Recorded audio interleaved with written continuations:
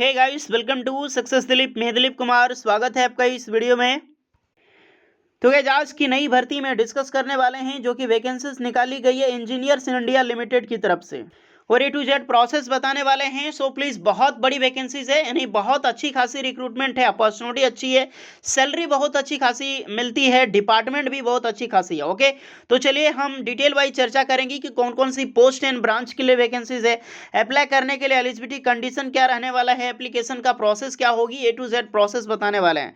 So let started. उससे पहले requested होगी, चैनल पे पहली बार विजिट करें, सब्सक्राइब जरूर करें सक्सेस दिलीप को, ताकि इसी तरह लेटेस्ट गवर्नमेंट जॉब्स की अपडेट आपको बराबर मिलती रहे।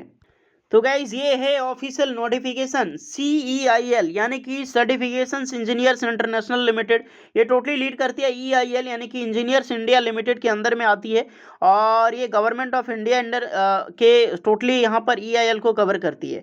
तो यहीं से वैकेंसीज निकाली गई है। ये जो वैकेंसीज आपका होने वाला है ऑन कॉन्ट्रैक्ट बेस पे होगी, यानी कि एज अ प्रोजेक्ट बेस पे ये रिक्रूटमेंट जो आपकी होगी।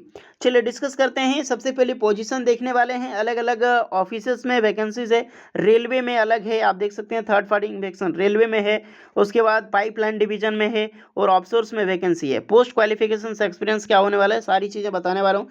सबसे पहले वैकेंसी सीनियर मैनेजर मैकेनिकल की है और डिप्टी मैनेजर मैकेनिकल की है। अप्लाई करने के लिए BTech या फिर आपने ME प्राउड मेटालर्जी में कर रखी हो, या फिर कि मैकेनिकल या फिर प्रोडक्शन या फिर मेटालर्जी, ये 3 ब्रांचेज में है, अप्लाई कर सकते हैं। देन अपना डिप्लोमा किया है मैकेनिकल, प्रोडक्शन या फिर मेटालर्जी में, आप एलिजिबल हैं अप्लाई करने के लिए। 50% मार्क्स रखी गई है।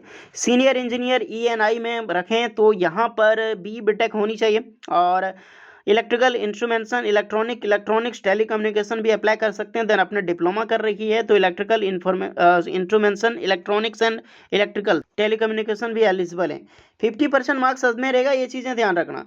थर्ड पार्टी की इंस्पेक्शन वैकेंसी है रेलवे में, सीनियर इंजीनियर मैकेनिकल की वैकेंसी है। BTech आपने कर रखी है, अप्लाई कर सकते हैं मेटालर्जी या फिर डिप्लोमा मैकेनिकल प्रोडक्शन या फिर मेटालर्जी में। यहाँ पर डिप्टी मैनेजर मैकेनिकल भी एलिजिबल है। थर्ड पार्टी फिर इंस्पेक्शंस में है जो TPI पाइपलाइन में है। सीनियर इंजीनियर मैकेनिकल की BTech यहाँ पर मांगी गई है, अदरवाइज डिप्लोमा है तो मैकेनिकल प्रोडक्शन मेटालर्जी।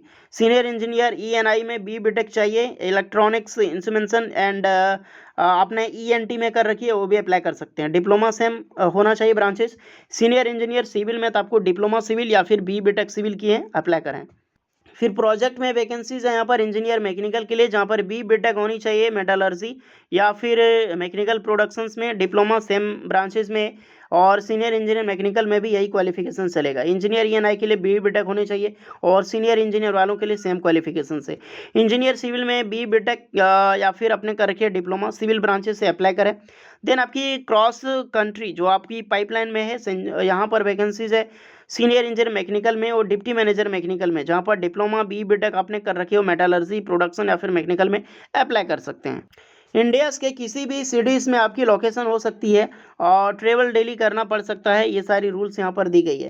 क्वालिफिकेशंस के वाइज यहाँ पर एक्सपीरियंस में बात करूँ, थर्ड पार्टी इंस्पेक्शन जितने भी है, रेलवे हो गया, पाइपलाइन हो गया, या फिर CNG डिवीजन में हो गया पाइपलाइन में, तो इंजीनियर जो कि वैकेंसीज है यहाँ पर फॉर डिग्री होल्डर के लिए आपकी जो है 30 जून 2022 तक कंप्लीट होनी चाहिए, 2 साल की एक्सपीरियंस, और डिप्लोमा वालों के लिए 6 साल की एक्सपीरियंस। सीनियर इंजीनियर वालों के लिए यहाँ पर 6 साल की एक्सपीरियंस डिग्री के लिए और 12 साल डिप्लोमा के लिए, और डिप्टी मैनेजर में बहुत ही ज़्यादा एक्सपीरियंस है। एलिजिबल हो पाओगे तो ओनली इंजीनियर में एलिजिबल हो पाओगे। एज लिमिट डिग्री के लिए 18 से 30 साल रखी गई है, फॉर डिप्लोमा के लिए 18 से 35 साल है।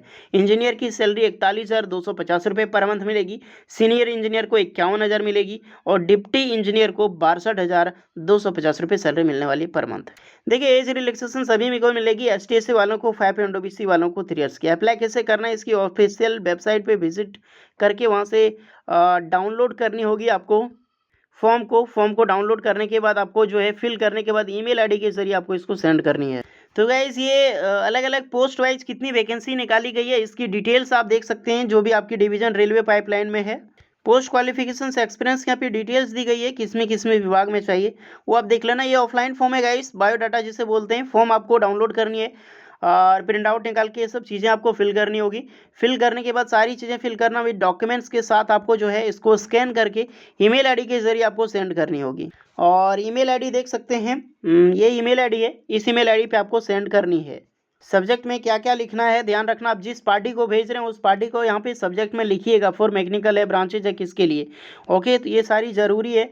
उसके बाद डॉक्यूमेंट्स के साथ आपको सेंड करनी है। 1 मार्च 2023 तक आपकी रखी गई है, देख सकते हैं, बैलेंस रिक्रूटमेंट तक आपकी रहने वाली है। तो सारी चीज़ें मेंशन एक बार चेक कर लो, और कुछ भी डाउट है कमेंट कर सकते हैं आप। इसकी लास्ट डेट रखी गई है 15 डेज तक, यानी कि अगर मैं मानो आज मैं आपको बता रहा हूँ 30 जुलाई तक इसका जो फॉर्म है आप फिल कर सकते हैं, ये चीज़ ध्यान रखना। ओके, तो बस यही अपडेट देनी थी। वीडियोस कैसे लगी ज़रूर बताइएगा। जो भी कैंडिडेट एलिजिबल है अप्लाई करो, और कुछ भी डाउट हो कमेंट कर लेना। चलिए मिलते हैं नेक्स्ट वीडियो में, तब तक के लिए जय हिंद।